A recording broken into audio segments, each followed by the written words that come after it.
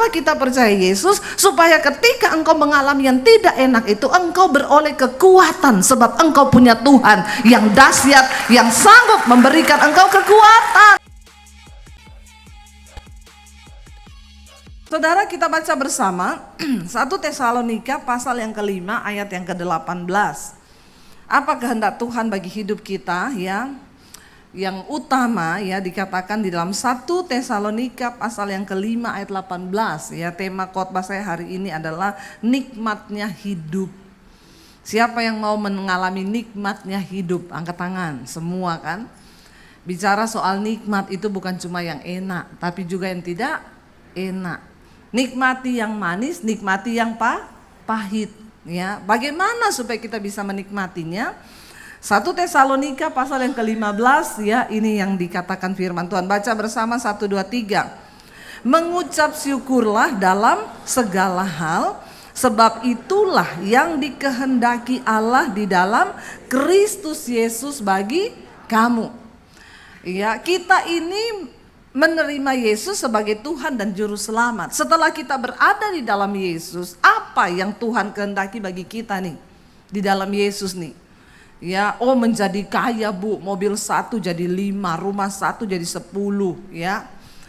Bukan itu, Alkitab berkata apa yang dikehendaki Tuhan bagi kita di dalam Yesus itu.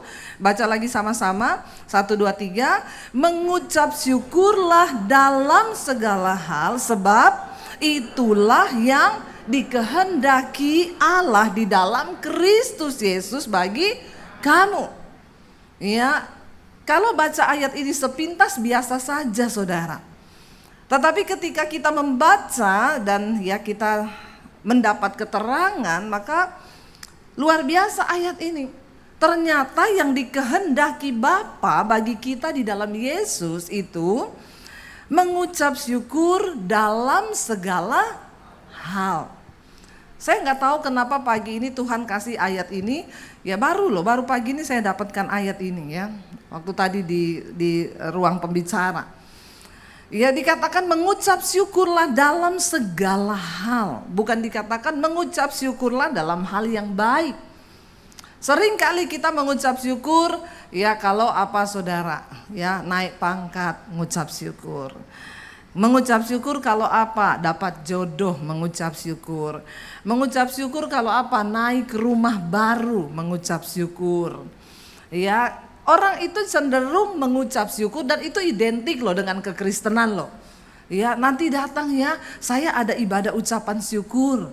Ya, ucapan syukur apa? Naik rumah baru. Oh. Ya, nanti datang ya, ada ibadah ucapan syukur. Kenapa? Suami saya naik pangkat di kantor. Saya belum pernah dengar, Bu, nanti datang ya, ada ucapan syukur di rumah saya. Kenapa? Suami saya turun pangkat.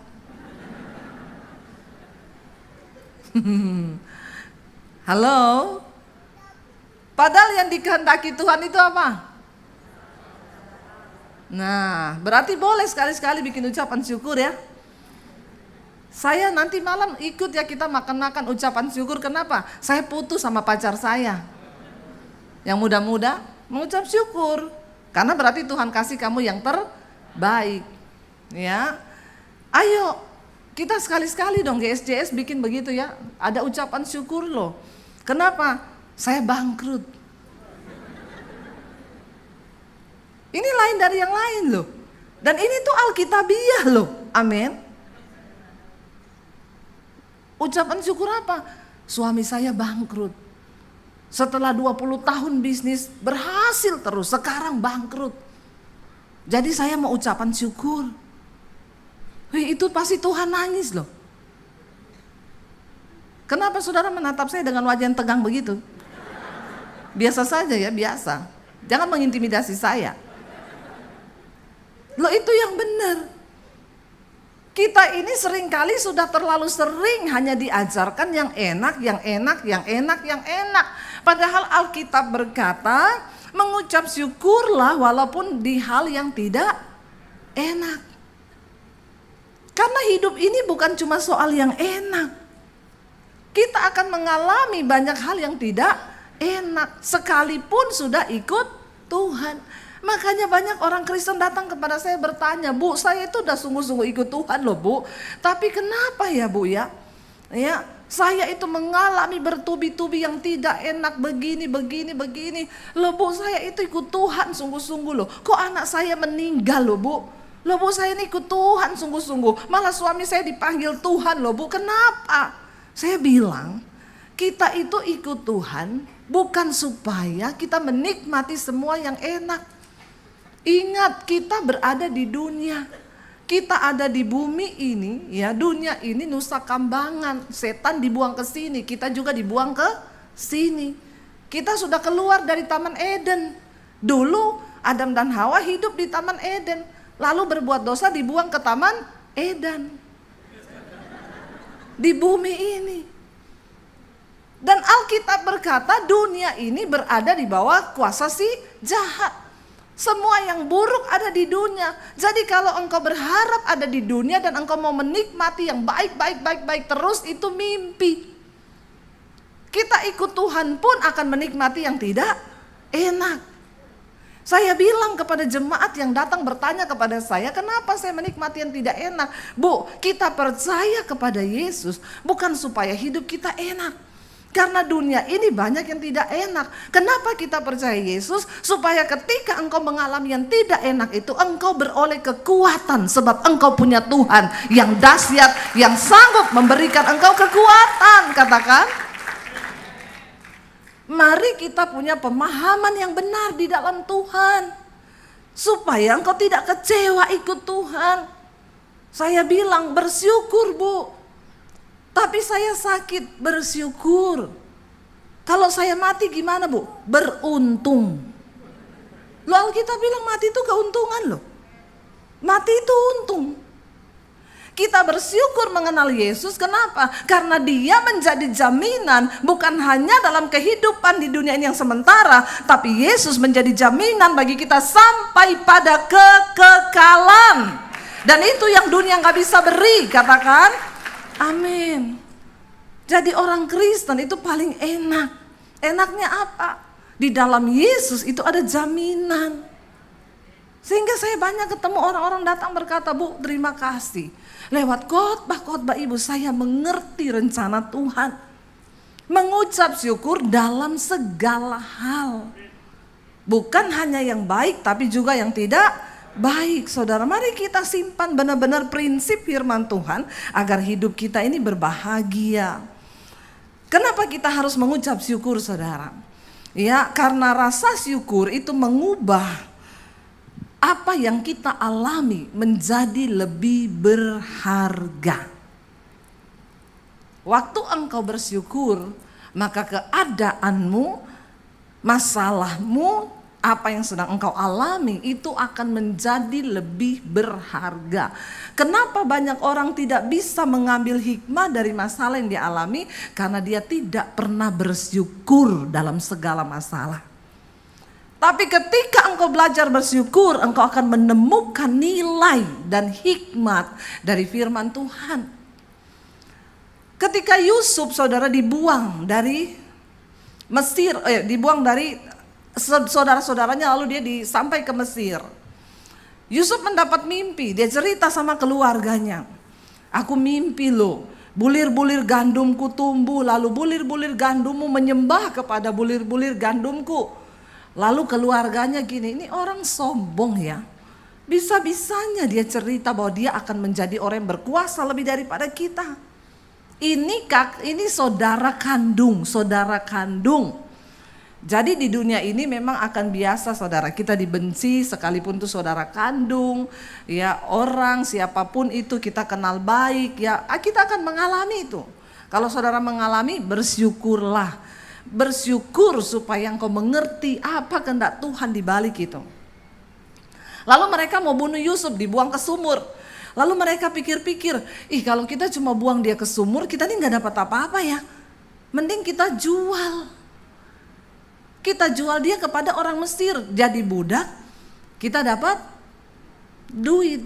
Lebih jahat lagi kan otaknya. Saudaranya dijual supaya dapat duit. Kalau cuma dibuang di sumur, cuma mati toh, tapi gak dapat apa-apa.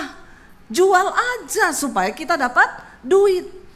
Yusuf dengan lugunya ditipu oleh keluarganya, dibuang ke sumur, lalu akhirnya mereka ambil, mereka jual, lalu mereka itu jubahnya Yusuf diambil, disembeli satu kambing domba, dikasih darah itu, lalu mereka pulang dan bilang sama Yakub, anakmu sudah mati, ini hanya jubah yang bersimbah darah karena dia diterkam sama binatang buas. Jahat nggak keluarganya? Di antara kita sudah ada yang diperlakukan seperti itu sama keluarga kita? Belum kan? Makanya gak usah alay lebay. Cerita di Alkitab itu lebih sengsara saudara, supaya kita belajar. Akhirnya Yusuf dijual sampai ke Mesir. Lalu singkat cerita dia sampai ke rumahnya Potifar. Dia bekerja dengan jujur dan Alkitab berkata Yusuf takut akan Tuhan, karena itu tangan Tuhan menyertainya sehingga apa yang dilakukannya Tuhan buat berhasil. Dia dipercaya sama Potifar, semuanya diberi kepercayaan. Potifar bilang, semua urusan di rumah ini, uangku, hartaku, aku berikan kepercayaan ke dalam tanganmu. Kecuali satu, jangan kamu ganggu, Nyonya Potifar. Itu di bawah kuasaku karena dia istriku. Ya, tetapi ternyata tante Potifarnya yang mau diganggu. Singkat cerita, Yusuf difitnah. Katanya dia mau memperkosa tante Potifar ini. Itu sih yang Alkitab catat, jangan bikin cerita baru. Banyak orang bikin cerita baru. Ya, ada yang bilang, ibu tahu nggak kenapa Yusuf nggak mau sama tante Potifar? Karena Yusuf seneng sama Om Potifar. Bertobat kau ya. Jangan kau bikin-bikin cerita bohong ya. Alkitab sudah menulis begitu, berarti begitu. Ya, jangan merubah-rubah jadi cucok. Di sini nggak ada cucok ya, saya baptis ulang kalau ada. Lalu saudara, ya, kan ini Potifar mengenal Yusuf dengan baik. Dia tahu, makanya dia beri Yusuf kuasa. Dan Alkitab mencatat karena Potifar melihat Yusuf disertai Tuhan. Jadi kira-kira saudara, kalau Yusuf itu Potifar kenal baik, kira-kira istrinya itu dia kenal baik juga nggak? Bapak-bapak kenal baik gak sama istrimu? Suaranya bapak-bapak tolong yang kencang. Kenal baik gak sama istrimu? Atau sama istri tetangga lebih kenal baik? Ya pasti kita lebih kenal baik sama istri sendiri. Karena setiap hari kita bergaul sama istri. Tidak ada orang lain yang lebih mengenal istri atau suami selain pasangannya. Jadi Potifar tahu siapa istrinya, siapa Yusuf. Kalau tante Potifar dicerita dalam Alkitab suka ganggu cowok ganteng, berondong seperti Yusuf, berarti jenis tante macam apa dia ini? Jenis tante girang, sukanya girang terus itu, tante-tante begini ya. Lalu dia ganggu Yusuf dan Yusuf tidak tergoda karena Yusuf takut Tuhan. Waktu mendengar cerita itu, Potifar ini harus memilih antara Yusuf yang dia kenal dengan istrinya yang dia tahu. Seringkali ya Tuhan akan izinkan demi membela harga diri dan nama baik keluarga dan martabat istrinya. Terpaksa Potifar harus mengorbankan Yusuf yang dia kenal bahwa Yusuf tidak mungkin berbuat seperti itu. Saudara, waktu engkau diizinkan, engkau sudah hidup benar nih. Sebenarnya semua kan udah dalam Alkitab ada ya. Tapi jemaat itu suka datang, saya itu loh bu sudah rajin doa, rajin puasa, sudah begini, kok begini loh. Saya bilang belum seperti Yusuf kan kamu. Ya udah bersyukur saja. Yusuf bersyukur, akhirnya dia dipenjara. Waktu dia dipenjara, kenapa Yusuf mampu bersyukur? Tidak dicatat di dalam Alkitab, maka marahlah Yusuf kepada Allah. Dia berkata kepada Tuhan begini-begini. No, tidak ada Alkitab berkata. Yusuf tetap konsisten hidup sebagai orang yang takut Tuhan, menghormati Tuhan, sekalipun dia berada di dalam penjara. Orang yang menghormati Tuhan, hidup takut akan Tuhan, melakukan kehendak Tuhan, dia bisa melihat jauh lebih luas daripada orang-orang yang tidak mengerti tentang Tuhan. Yusuf tahu di balik semua semua masalah yang dia alami itu, ada sebuah rencana Tuhan yang besar yang akan digenapi di depan. Dan akhirnya Yusuf bersyukur. Lalu di penjara, saudara, Yusuf mulai terjemahkan mimpi. Orang-orang yang mimpi sesama tahanan, dia terjemahkan. Lalu mimpinya kepala juru minum diterjemahkan. Sampai akhirnya Firaun bermimpi. Dipanggil semua para pelihat, ahli-ahli tafsir mimpi yang ada di Mesir. Semua angkat tangan, tidak bisa menerjemahkan arti dari mimpinya Firaun. Lalu kepala penjara berkata, di penjara ada orang Ibrani yang namanya Yusuf. Dia dipenjara karena mau perkosa ya istrinya Potifar. Tapi dia itu seorang yang penuh hikmat, disertai Tuhan. Mimpinya, mimpi semua orang-orang yang diterjemahkan itu terjadi. Lalu raja bilang, oh ya, panggil dia ke sini. Firaun menceritakan semua mimpinya dan Yusuf menerjemahkan sesuai dengan hikmat Tuhan. Saudara, kalau engkau hidup melakukan kehendak Tuhan, engkau akan diberi hikmat Tuhan. Tapi lakukan kehendak Tuhan, bersyukur. Yusuf terjemahkan, lalu Firaun berkata begini, karena engkau bisa menerjemahkan mimpi ini, Yusuf bilang, nanti akan terjadi 3 tahun kelimpahan, lalu 3 tahun masa kelaparan, akan terjadi begini. Dan Raja Firaun berkata begini, karena engkau sudah menerjemahkan mimpi ini, dan ini dari Tuhan pasti, aku mengangkat engkau menjadi Perdana Menteri. Tolong beri kami hikmat, apa solusinya, supaya mimpi itu tidak terjadi. Akan ada kelaparan besar yang menimpa seluruh negeri dan tidak pandang siapapun, bahkan Mesir juga akan mengalaminya. Yusuf diangkat jadi Perdana Menteri. Perhatikan saudara, Yusuf bukan sekolah lulusan ahli ekonomi. Tapi karena dia hidup takut Tuhan, dia melakukan kehendak Tuhan, ada hikmat Allah di dalam dirinya.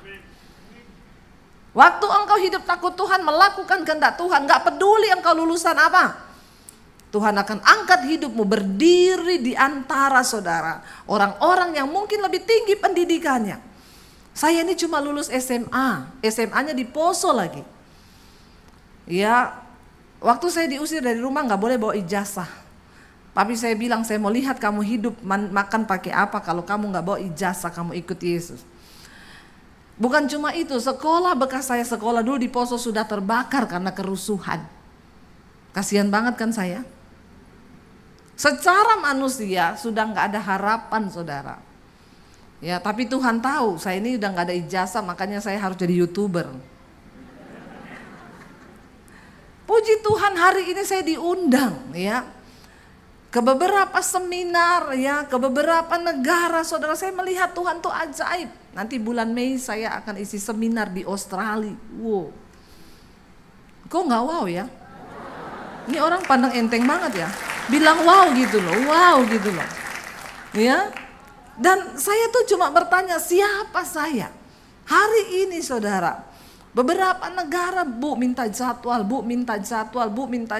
Saya bilang tunggu dulu, sabar nih ya, udah penuh nih jadwal. Waktu engkau bukan siapa-siapa, tapi engkau hidup takut Tuhan, maka hikmat Tuhan penuh di dalam dirimu. Karena engkau melakukan kehendak Tuhan.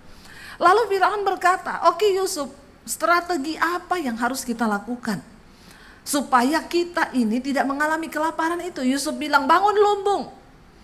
Ya, di tengah masa kelimpahan ini kita simpan gandum di lumbung. Penuhi itu lumbung.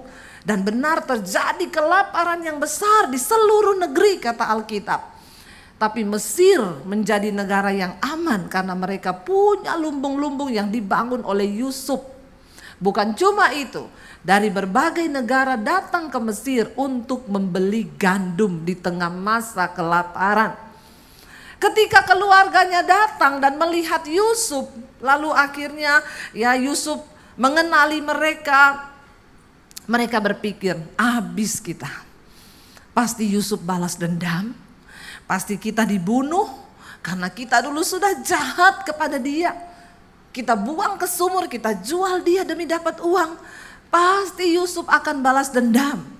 Kenapa kita perlu bersyukur saudara? Karena dengan ucapan syukur bisa mengubah keadaanmu menjadi sebuah sesuatu yang berharga. Mengucap syukur bisa membuat kita mengerti rencana Tuhan di balik setiap masalah yang kita alami. Keluarganya berpikir kita pasti dibunuh sama Yusuf, dia sudah berkuasa, dia punya otoritas. Hari ini kita datang membeli gandum. Ketika keluarganya sudah ketakutan bertemu dengan Yusuf, Yusuf memeluk saudara-saudaranya. Dia mencucurkan air mata dan mereka berkata, Yusuf, maafkan kami karena kami sudah berbuat jahat kepadamu. Yusuf berkata, Allah lah yang sudah memakai engkau untuk membuang aku. Kalau aku tidak kamu buang dulu, aku tidak akan jadi perdana menteri seperti hari ini. Wow enggak? Kenapa kita perlu bersyukur dalam segala keadaan? Karena kita akan mengerti dengan mengucap syukur, kita bisa melihat bahwa kutuk bisa dirubah menjadi berkat. Tidak semua keadaan yang pahit di hidupmu itu benar-benar mendatangkan kepahitan. Bahkan sekalipun engkau sudah salah, lalu engkau harus membayar harga dengan kesalahan itu. Tapi waktu engkau bersyukur, belajar melakukan kehendak Tuhan itu, Tuhan sanggup mengubah kutuk itu menjadi berkat. Yusuf tahu, jadi gak ada dendam. Dulu saya pun bertanya begitu, kenapa saya diusir dari rumah jadi Kristen? Kemarin di doa malam saya sudah cerita. Ya, kenapa saya harus diusir Tuhan? Kenapa? Hari ini saya bersyukur. Tuhan terima kasih karena waktu itu saya diusir dari keluarga. Kalau saya tidak diusir, saya tidak menjadi Debbie Basir seperti sekarang ini. Dipakai di tangan Tuhan dengan begitu luar biasa Tuhan membentuk hidup saya. Saudara, belajar bersyukur di balik setiap keadaan itu pasti ada maksud Tuhan. Kalau engkau tidak bersyukur, engkau salahkan orang, engkau marahin orang, engkau salahkan keluarga, engkau salahkan Tuhan, maaf, prosesmu akan semakin lama. Akan semakin panjang. Apa yang Tuhan mau dari hidup kita? Ayat ini berkata, melakukan kehendak Bapa. Dan inilah yang dikehendaki Bapa bagimu di dalam Kristus Yesus, yaitu mengucap syukurlah di dalam segala hal. Bukan cuma yang baik, tetapi dalam hal yang tidak baik sekalipun. Bersyukur. Makanya ada yang datang sama saya, Bu Debbie doakan saya Bu. Kenapa? Puluhan tahun kami ini bisnis Bu. Untung terus. Baru tahun ini kita rugi Bu. Saya bilang puji Tuhan. Dia bilang, loh kok ibu ngomong puji Tuhan? Berarti Bapak dan Ibu menggenapi firman. Karena Alkitab berkata ada waktu untung, ada waktu. Itu baru Alkitabiah Pak. Kalau untung terus tidak Alkitabiah. Bersyukur Bapak sama Ibu rugi tahun ini. Buktinya sekarang cari saya. Kalau untung terus tidak cari, nggak cari Tuhan. Untung terus nggak cari Tuhan orang itu. Tapi ketika rugi baru cari Tuhan. Banyak orang yang begitu, telepon saya, Bu Debbie, doakan saya Bu. Kenapa? Saya benar-benar kesulitan keuangan Bu. Rasanya mau bunuh diri Bu. Tapi tiap kali mau bunuh diri, nggak tahu muncul mukanya Ibu Pret. Giliran mau bunuh diri muncul muka saya. Saya bilang, Bu, sekali-sekali kalau dapat untung 10M, muncul muka saya di mukanya Ibu. Jangan cuma pas Ibu mau bunuh diri saja terus muncul muka saya. Itu tuh jemaat begitu, tapi masih puji Tuhan lah masih muncul muka saya. Walaupun di tengah-tengah keadaan terlilit hutang, banyak masalah, mau bunuh diri, muncul muka saya. Haleluya, puji Tuhan. Nanti didoakan, kasih firman, bertobat, terima Tuhan. Untung lagi, gak ingat muka saya. Gak apa-apa, puji Tuhan, haleluya 12 kali.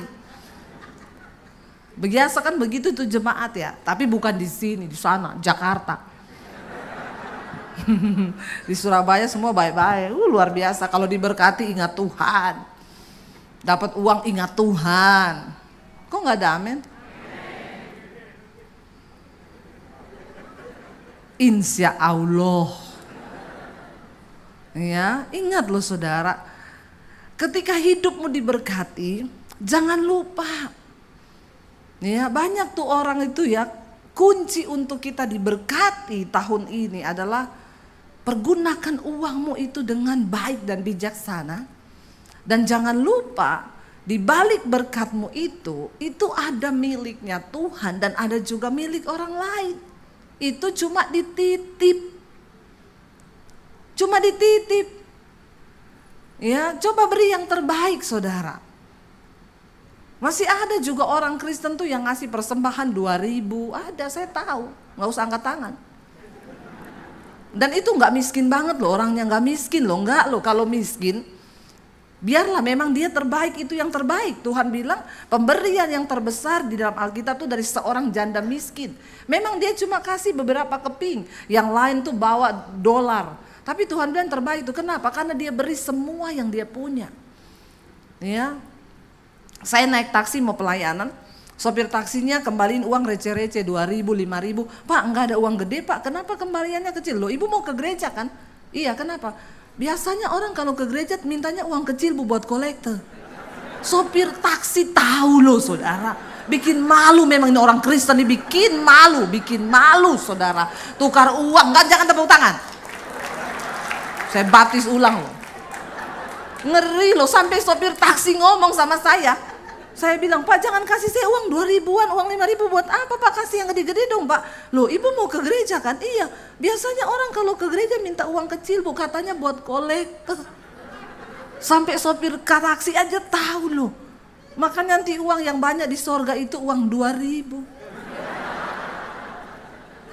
Uang 100.000 bilang, aku dong ada di kantongnya orang kaya-kaya. Aku dibawa di restoran mewah, aku dibawa di hotel-hotel mewah, kata uang 100.000-an. Lalu uang 10.000 bilang, saya juga banyak di kantin-kantin, uang 2.000 minder. Tapi dia pikir, saya luar biasa, kenapa?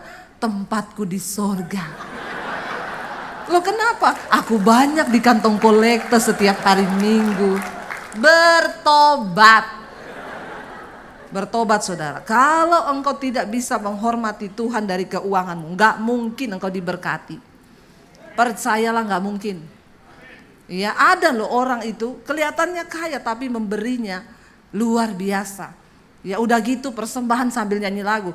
Persembahan kami sedikit sekali.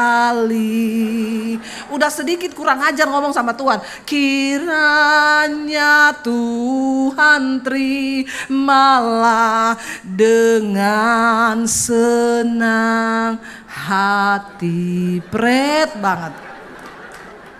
Ngasihnya sedikit, minta Tuhan terima dengan kurang ajar enggak? Dibalas sama malaikat dari sorga, berkat yang ku beri sedikit sekali, kiranya engkau terimalah dengan apa? Seneng enggak?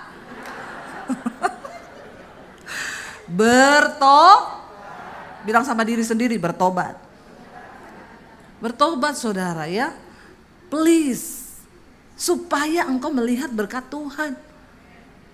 Saya ini bukan cuma ngomong, karena saya melakukan. Mungkin saya miskin di mata orang, tapi aku kaya di mata Tuhan. Karena tidak semua orang kaya di mata dunia itu kaya di mata Tuhan. Ya, kalau engkau tidak bisa menekan keinginan dagingmu dan belajar memberi yang terbaik bagi Tuhan, maka maaf saudara, enggak lulus sensor kita. Ya, untuk diberkati Tuhan itu ada syaratnya. Saya mau beritahu ini kunci dari ya hidup kita diberkati Tuhan tuh di sini. Bukankah Alkitab berkata, ya barang siapa yang memberi dia akan diberi. Barang siapa menabur. 2023 orang berkata ini tahun resesi, tahun kegelapan, tahun kesuraman. Akan terjadi banyak hal yang di luar dugaan kita. Saya mau bilang, bagi orang yang cinta Tuhan, yang berani menabur bagi Tuhan, engkau akan melihat hidupmu, keuanganmu akan diberkati oleh Tuhan. Tepuk tangannya yang setuju. Jangan tidak setuju. Dan ini hanya terjadi bagi mereka yang mau berkata yes, itu akan terjadi. Saya melihat saudara, waduh, satu kali ini saya pelayanan di seminar hamba Tuhan saudara. Lalu saya ketemu dengan beberapa pendeta.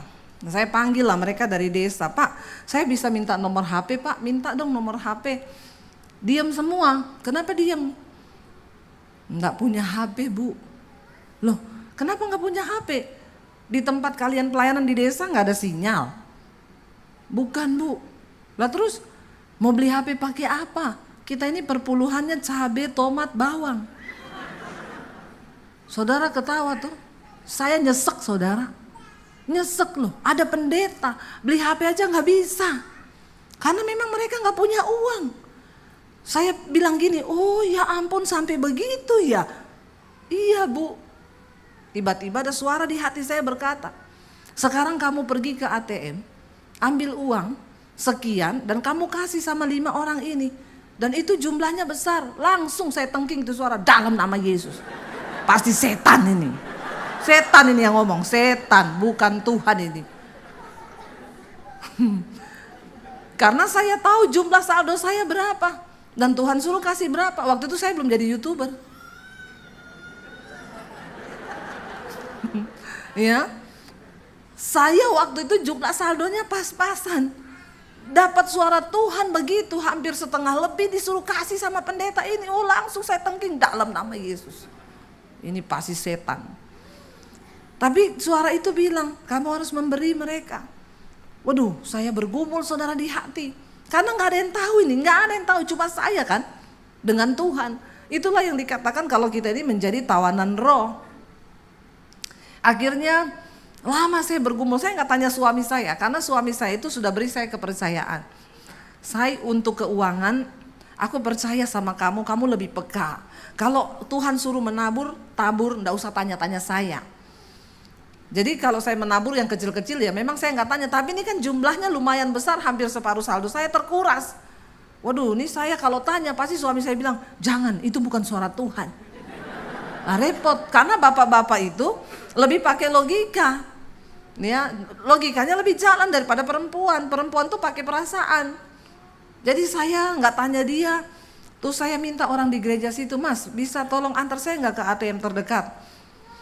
Mau apa Bu? Saya ada keperluan. Tapi naik apa ya? Naik motor aja, motor biar cepet. Ya udah saya naik motor saudara. Sampai di ATM saya masukin kartu, saya tarik jumlahnya gitu, ditulisan di ATM, maaf, uang di ATM ini tidak cukup. Ya, jadi bukan di rekening saya, di ATM-nya tuh nggak cukup uang segitu. Saya bilang puji Tuhan. Berarti bukan dari Tuhan memang. Lalu ada suara yang bilang di hati, pergi ke bank. Tarik lewat teller, saya bilang saya ndak bawa buku tabungan. Haleluya kan? Lalu suara itu bilang, pakai KTP saja. Saya bilang ini terakhir ya saya coba ya. Kalau tidak diterima berarti memang bukan dari Tuhan, ini cuma suara hati saya. Saya pergi ke teller, Mbak saya mau tarik uang sekian. Bukunya Bu, nggak itu masalahnya Mbak, saya nggak bawa buku, saya cuma bawa KTP. Oh enggak apa-apa. Betapa sedihnya saya saudara. Saya berharap tidak bisa. Tapi dia bilang oh nggak apa-apa Bu, yang penting ada KTP.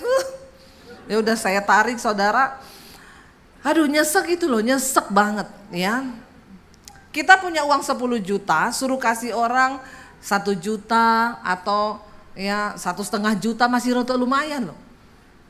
Kalau suruh kasihnya separuh lebih itu loh, nyesek. Lalu akhirnya saya ambil saudara, saya mampir ke Indomart, saya beli amplop 5. Saya masukin di amplop. Itu masih deg-degan loh hati saya, deg-degan. Makanya kalau dibilang memberi dengan sukacita itu kayaknya aduh ya. Nggak mungkin loh, karena kalau sukacita itu pasti belum yang terbaik itu. Kalau yang terbaik itu pasti nggak sukacita. Karena ada daging yang terkoyak. Ada rasa pelit yang dihancurkan.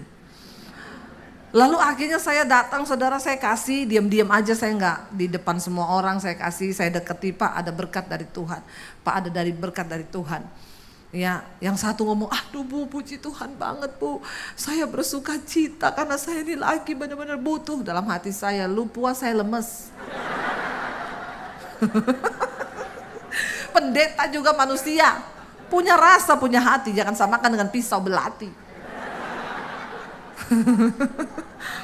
Akhirnya saya kasih, setelah itu saudara ya sudah selesai. Saya itu menatap ke atas sama Tuhan, saya bilang sudah Tuhan, puas. Saya mau melakukan kehendak-Mu Tuhan. Ya udah, saya pulang ke Jakarta, saya nggak berani ngomong ke suami, dan saya juga berdoa supaya dia tidak cek jumlah saldo kita Tuhan. Kalau dia cek pasti saya dimarahin ini. Hari Minggu di Jakarta saya pelayanan di satu mall, selesai pelayanan saya pulang saudara. Lagi di jalan tuh ketemu oma-oma, Bu Debi, saya nggak tahu itu oma muncul dari mana. Dia taruh amplop di tas saya. Terima kasih ya oma, saya pulang saudara, sampai di rumah saya buka. Itu jumlah persis sama yang saya tabur, dilebihi 10%. Loh, itu Tuhan loh. Saudara, saya itu nangis loh, saya nangis, saya bilang Tuhan terima kasih. Kalau waktu itu saya tidak peka, ternyata aku ini cuma menjadi saluran toh. Karena Tuhan berkata, akulah yang menyediakan benih bagi para penabur. Kamu itu cuma penabur, benihnya itu dari Tuhan. Ini yang seringkali tidak orang Kristen mengerti. Ya, sehingga kita itu pikir dengan kita tahan uang, kita pakai prinsip ekonomi. Semakin banyak yang kita tabung, maka semakin kayalah kita. Padahal Alkitab bilang siapa yang banyak menabur, dia juga akan banyak menuai. Dengar ya, yang di sini yang pelit-pelit nih saya tengking dalam nama Yesus. Roh pelit pergi, ya bilang kanan kirimu, jangan pelit. Orang pelit gak masuk surga. Orang kikir gak masuk surga saudara. Ya, saudara mau terima atau tidak, ini bagian saya menyampaikan. Kalau saudara terima, saudara tangkap itu dari Tuhan, karena ini firman Tuhan. Kadang orang bicara ngomong uang itu tabu, enggak tabu. Yesus mensejajarkan dirinya satu-satunya dengan Mamon. Dia bilang kamu gak bisa mengabdi pada dua Tuhan, pada Allah dan pada Mamon. Berarti sangat berbahaya kalau saudara tidak mengerti kebenaran tentang uang. Ya. Saudara, akhirnya saya belajar sampai hari ini. Saya belajar, Tuhan aku ini jadikan bendaharamu. Ya, dan Tuhan memberkati kami luar biasa hari ini. Saya mau bersaksi depan saudara. Ya, saya melihat bagaimana Tuhan membukakan tingkap-tingkap di langit. Awal pandemi aja kita mau jual rumah. Karena apa? Karena sudah gak ada harapan di depan. Ya, tetapi Tuhan membuka jalan dan semuanya menjadi luar biasa. Saudara, saya pengen ya kita sama-sama mengerti ini. Ya, kenapa kita harus bersyukur? Karena ketika engkau bersyukur, engkau dapat mengubah keadaan yang pahit itu menjadi sesuatu yang berharga. Ya, banyak-banyak bersyukur saudara. Karena orang itu kalau nggak bersyukur stres. Kalau banyak stres itu darahnya kental, hitam, kortisolnya naik. Waktu kortisol naik, itu hormon yang mengatur metabolisme tubuh kita.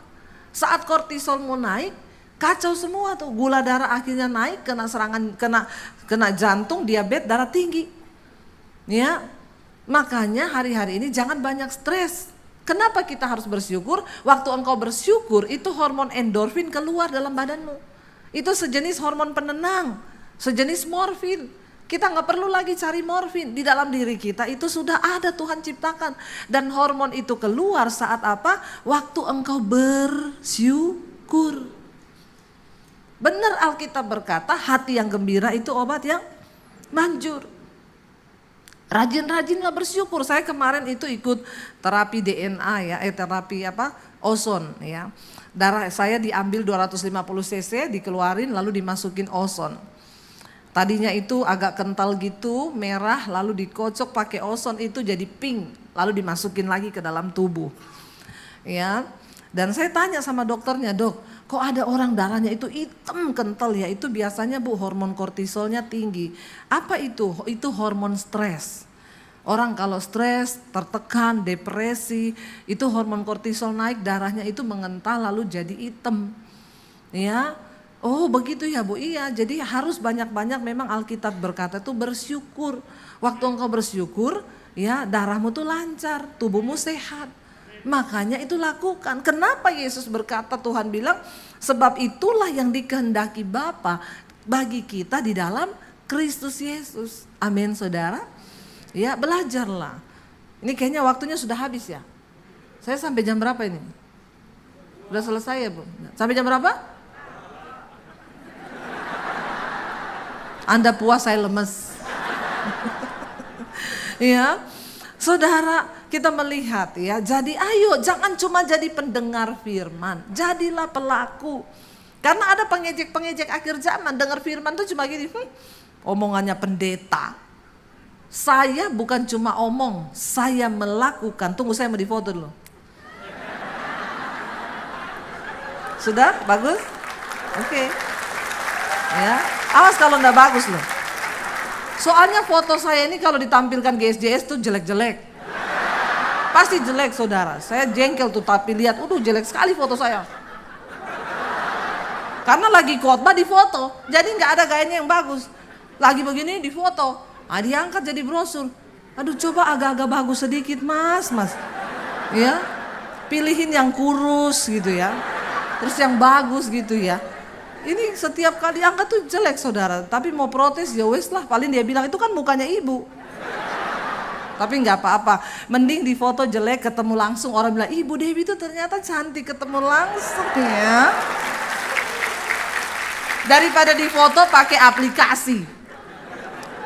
Ininya ditiruskan, ya mukanya diputihkan. Ya, putih banget dia sekarang, kayaknya operasi plastik. Begitu ketemu, aduh kok kayak gini ya. Tidak seindah kenyataan. Ya, kenapa kamu sekarang putih banget? Skincare-nya di mana? Nggak pakai skincare, pakai aplikasi. Banyak dunia tipu-tipu sekarang. Ya, Bapak Ibu, ayo kita mengucap syukur, melakukan apa yang benar. Sebenarnya ini masih panjang loh khotbah saya. Tapi waktunya ini sudah selesai ya. Saya percaya waktu kita melakukan apa, ayo kita baca sekali lagi ayat yang tadi. Ini baru satu ayat, padahal banyak ayat nih mau saya baca. Ya, 1 Tesalonika 5 ayat 18 kita ulangi lagi supaya saudara pulang ini hafal. Dan bukan cuma hafal, lakukan. Ya, mengucap syukurlah dalam segala hal, sebab itulah yang dikehendaki Allah di dalam Kristus Yesus bagi kamu. Saya kembali lagi ke tadi yang awal saya bilang, kita ini mengikut Tuhan, poinnya, intinya, tujuannya adalah melakukan kehendak Tuhan. Apa itu kehendak Tuhan? Kita disuruh bersyukur dalam segala hal. Waktu keadaan gak baik, bersyukur. Waktu naik gaji, bersyukur. Waktu gak ada gaji, waktu sehat kita bersyukur. Waktu sakit, waktu beli rumah baru bersyukur. Waktu jual rumah, amin. Bersyukur karena ada kuasa di balik ucapan syukur. Alkitab itu ya dan amin, dan dia tidak pernah berdusta.